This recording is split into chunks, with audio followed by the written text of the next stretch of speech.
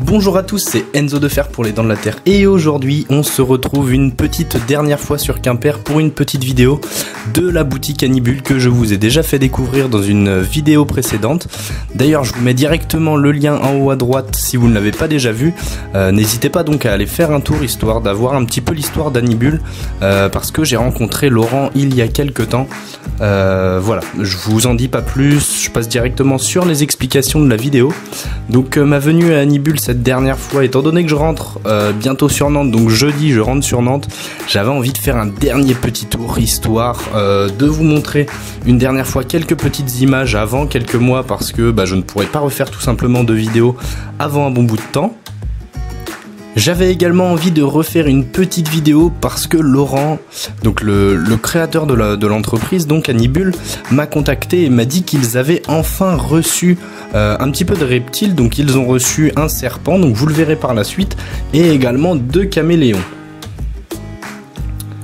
En ce samedi, donc c'était samedi dernier, donc je suis allé à la boutique et ils ont fait également intervenir donc Insecto Safari. Vous aurez quelques images dans la suite de la vidéo, je vous en dis pas plus, avec la présentation de plusieurs de ces insectes. Alors ce n'est pas la première fois que Insecto Safari vient pour faire une petite exposition. Cela permet tout simplement de faire venir un petit peu plus de monde et puis histoire de faire découvrir aux familles, aux jeunes, aux plus âgés un petit peu le monde fascinant des insectes. Donc là vous pouvez voir quelques images de la boutique avec également les 2 mascottes, donc les 2 corgis qui sont de temps en temps là. Là nous avons également quelques linogravures de Lisa Douar qui était une de mes anciennes collègues à Truffaut, donc j'avais envie un petit peu de montrer son travail parce qu'elle fait quelque chose de vraiment beau. Alors voilà les fameux caméléons qu'ils ont reçus. C'était le 7 août, donc avec le plus âgé et puis également donc le plus jeune que vous verrez par la suite.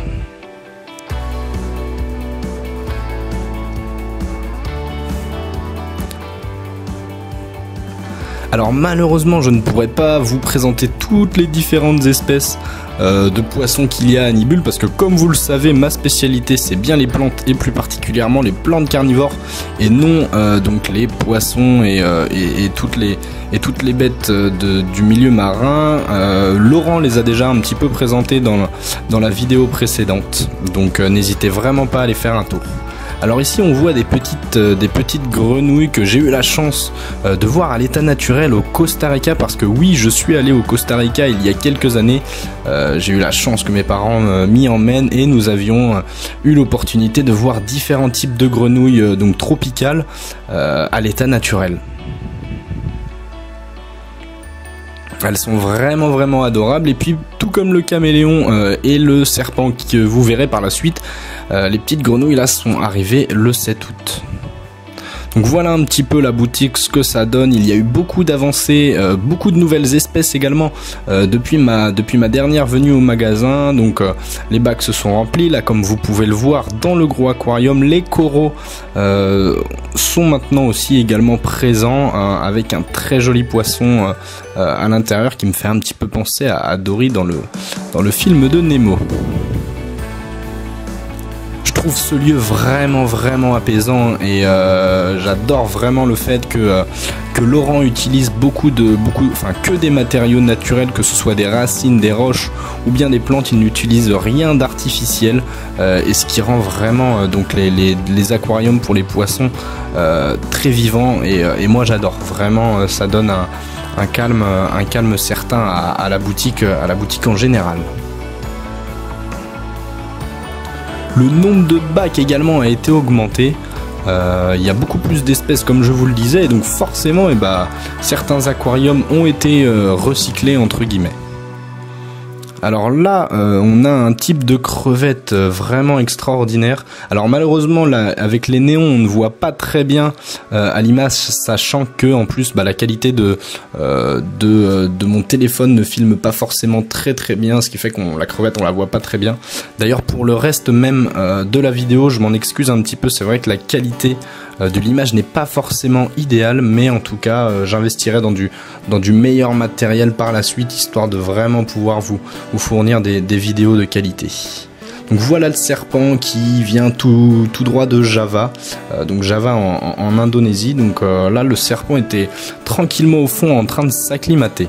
Alors là on a également 4 terrariums qui ont été mis en place pour les mygales. Ils vont recevoir bientôt des mygales. Alors sachez que les autorisations sont en cours pour pouvoir présenter et vendre donc sous condition les différentes mygales. Bien évidemment les capacitaires sont bien là, donc aucune inquiétude. Sachez que ce sera le 2e magasin en France à vendre des mygales, étant donné que le premier magasin à vendre des mygales se situe à Paris.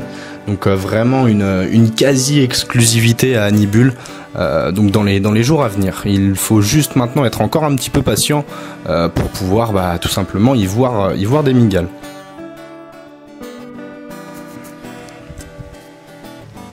Là on peut voir également une magnifique murène que Laurent a acquis il y a quasiment depuis l'ouverture du magasin. Donc voilà un petit peu ce que ça donne une mygale. Alors là c'est la mue de la mygale, vous pouvez voir toutes les autres mues de mygales qui sont présentes dans le magasin, histoire de pouvoir un petit peu montrer donc aux clients et aux visiteurs un petit peu ce que ça donne. Et voilà, nous passons directement sur l'exposition d'Insecto Safari. Alors pour la petite histoire, donc elle s'appelle Marie, celle qui a tous ces insectes.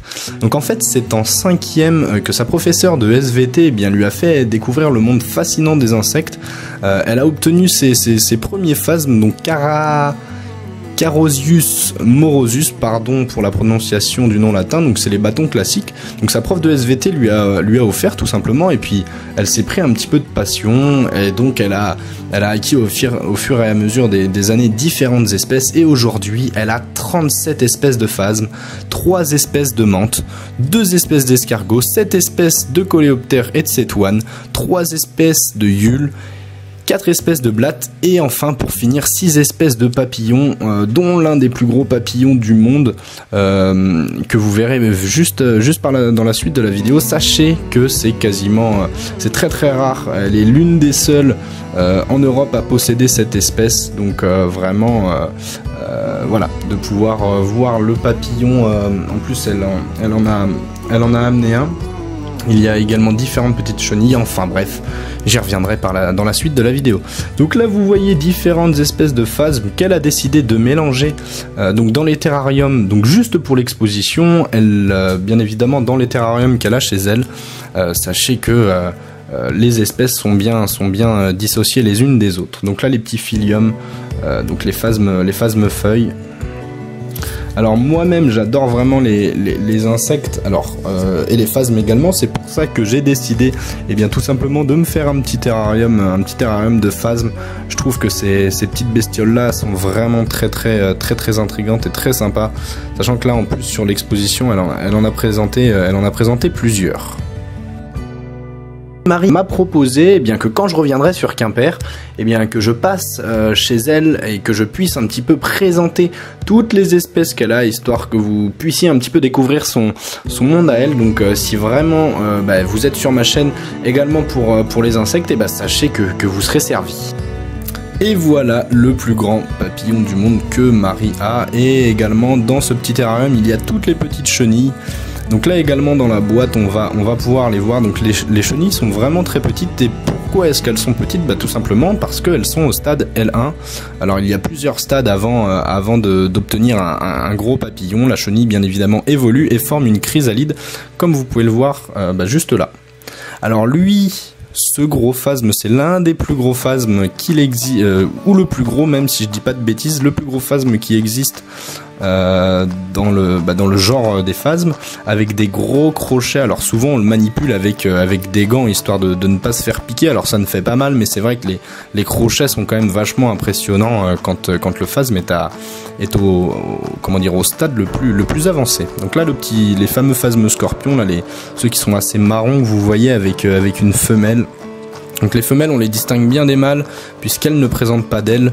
Donc là celle que je viens de manipuler n'a pas d'ailes, donc c'est bien une femelle.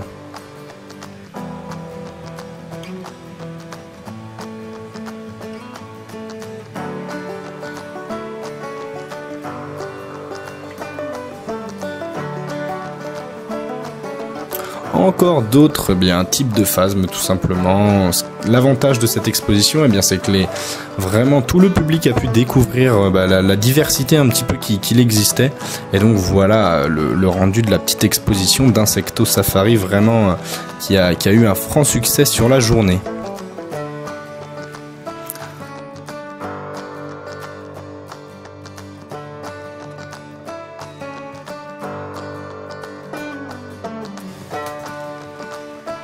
Marie d'Insecto Safari réalise également différents cadres et différents supports avec des insectes qui sont bien évidemment morts de vieillesse.